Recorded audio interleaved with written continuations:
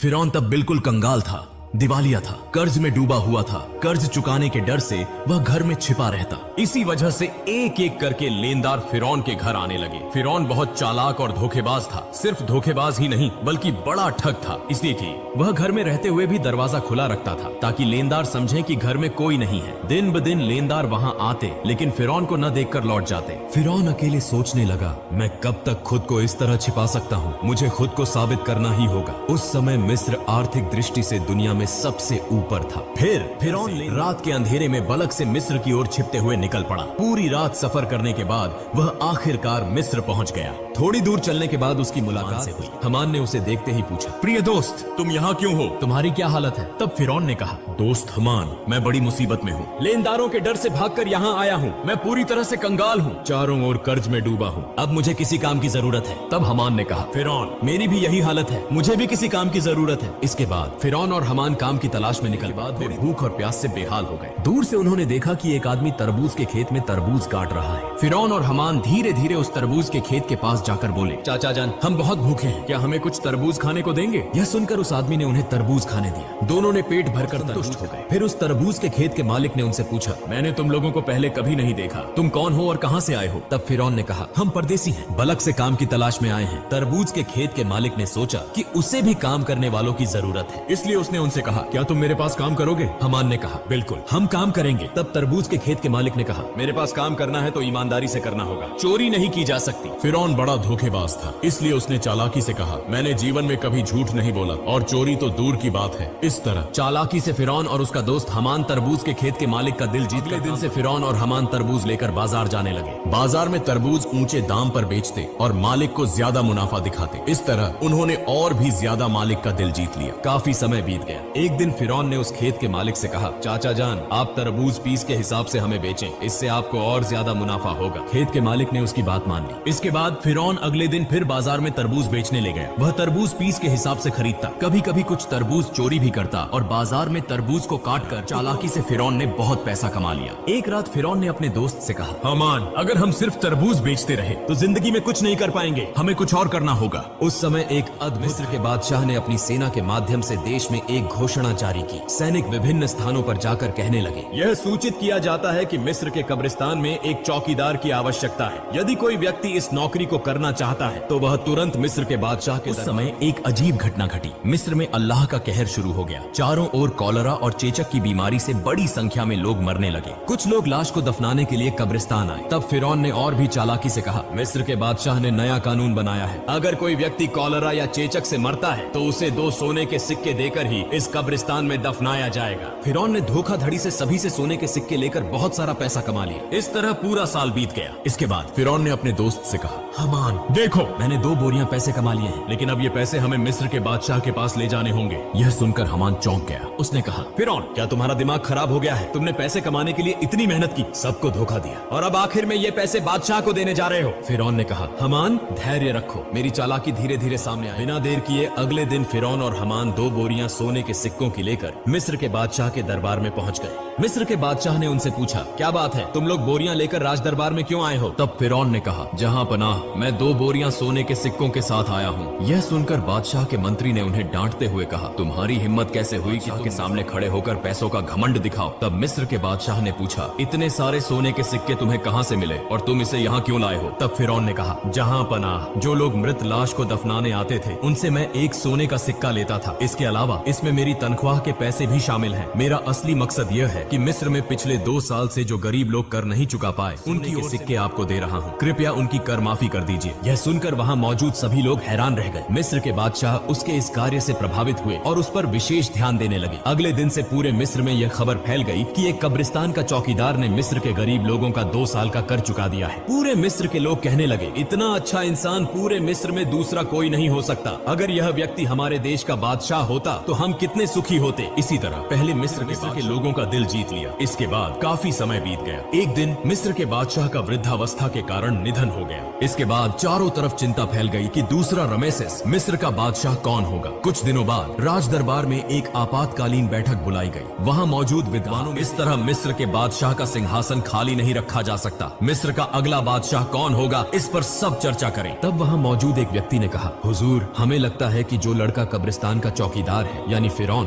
उसकी कद काठी और स्वभाव दोनों ही उपयुक्त हैं। वह बहुत अच्छा है और जनता का भी ख्याल रखता है। हमें लगता है कि उसे ही बादशाह बनाया जाना चाहिए। तब वह विद्वान व्यक्ति बोला, ठीक है, तो ऐसा ही हो। सबकी सहमति से फिरौन मिस्र का बादशाह बन गया। जो व्यक्ति एक दिन तरबूज बेचता था, जो कभी कब्रिस्तान का चौकीदार था, आज भाग्य के पलटने से वह पूरे मिस्र का बादशाह। फिरौन कितना घटिया इंसान था, यह किसी को मालूम नहीं था। इधर फिरौन के मिस्र का बादशाह बनने के बाद उसने फिर से तरह तरह की चालाकी और धोखाधड़ी शुरू। दोस्त हमान को मंत्री बना दिया। एक दिन फिरौन राज दरबार में बैठा था। उसने अचानक घोषणा की, पिछले 1 साल में मिस्र के किसी भी व्यक्ति को कर चुकाने की जरूरत नहीं है। यह सभी कर फिरौन की ओर से माफ किए जाते हैं। यह खबर सुनकर मिस्र के गरीब लोग बहुत खुश हुए। इस बात को कहकर वे दोनों एक एक करके चले गए। अगले दिन से पूरे मिस्र में फिरौन का नाम चर्चित होने लगा। इसी समय हमान ने फिरौन को बुलाकर कहा, मित्र फिरौन, अगर तुम जीवन भर बादशाह बने रहना चाहते हो तो तुम्हें कुछ काम अवश्य करने होंगे। तब फिरौन ने पूछा, वो काम क्या है? इसके बाद हमान ने एक एक करके